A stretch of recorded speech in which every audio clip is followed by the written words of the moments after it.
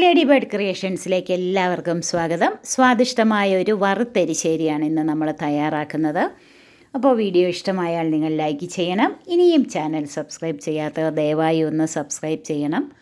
മറക്കാതെ bell button click ചെയ്ത് all option കൊടുക്കണം. അപ്പോൾ ഒരു 300 ഗ്രാം ചേന തൊലി കളഞ്ഞ് സ്ക്വയർ പീസസ് ആയിട്ട് കട്ട് ചെയ്ത് കഴുകി കുക്കറിലേക്ക് ചേർക്കാം. അതുപോലെ 2 പച്ചക്കായ തൊലി കളഞ്ഞ് കഴുകി സ്ക്വയർ പീസസ് ആയിട്ട് കട്ട് ചെയ്ത് അതും ചേർത്ത് കൊടുക്കാം.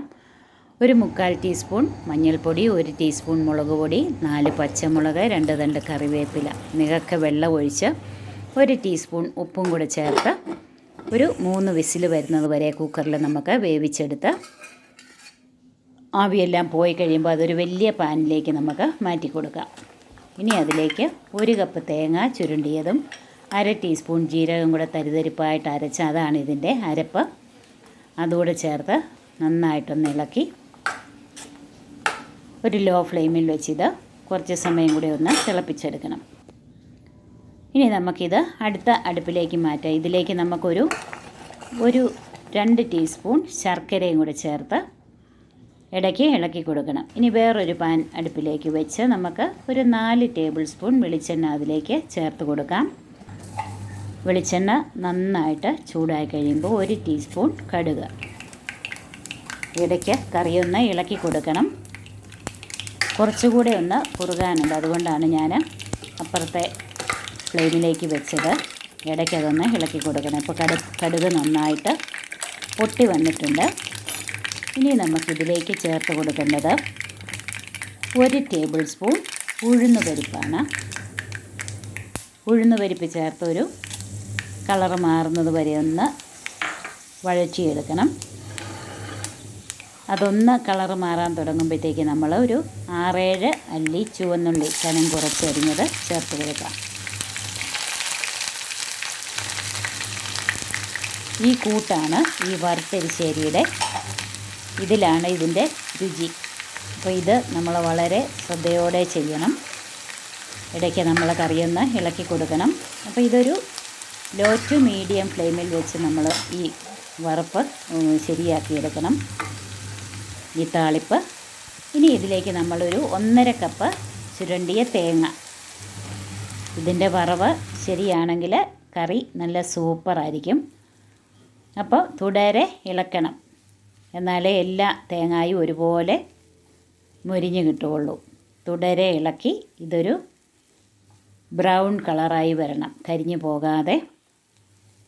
അപ്പോൾ അത് അല്പം ക്ഷമയോടെ ചെയ്യേണ്ട ഒരു കാര്യമാണ്. കാരണം കരിഞ്ഞു പോയാൽ കറിയുടെ മൊത്തം സ്വാദും നഷ്ടപ്പെട്ടു പോകും. അപ്പം തുടരെ ഇളക്കി. അപ്പോൾ 2 വറ്റൽ മുളക് നമുക്ക് ചേർത്ത് കൊടുക്കാം. ഇനി ഇതിലേക്ക് 2 തണ്ട് കറിവേപ്പിലയും കൂടെ ചേർത്ത് കൊടുക്കാം.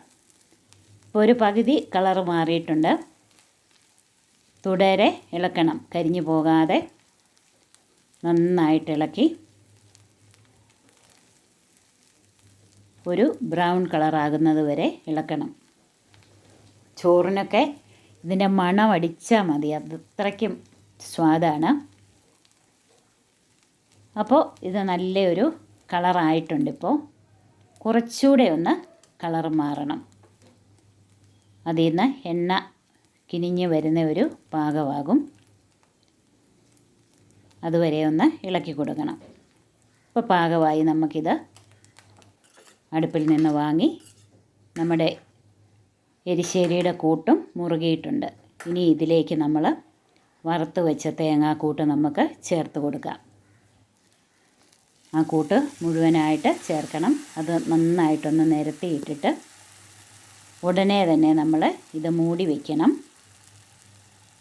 മൂടി ഒരു 3-4 മിനിറ്റ് മൂടി ഇരുന്ന് കഴിഞ്ഞിട്ട് ഇനി ഇത് തുറന്ന് നമുക്ക് ഈ തേങ്ങാക്കൂട്ട് എരിശ്ശേരിയുമായിട്ട് നന്നായിട്ടൊന്ന് മിക്സ് ചെയ്തെടുക്കാം.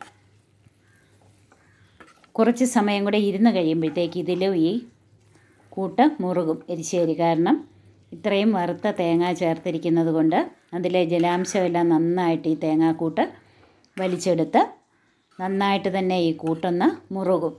നന്നായിട്ട് തേങ്ങാക്കൂട്ട് ഇളക്കി ചേർത്ത് കഴിഞ്ഞിട്ട് വീണ്ടും അല്പസമയം കൂടെ നമ്മളിത് മൂടി വയ്ക്കണം.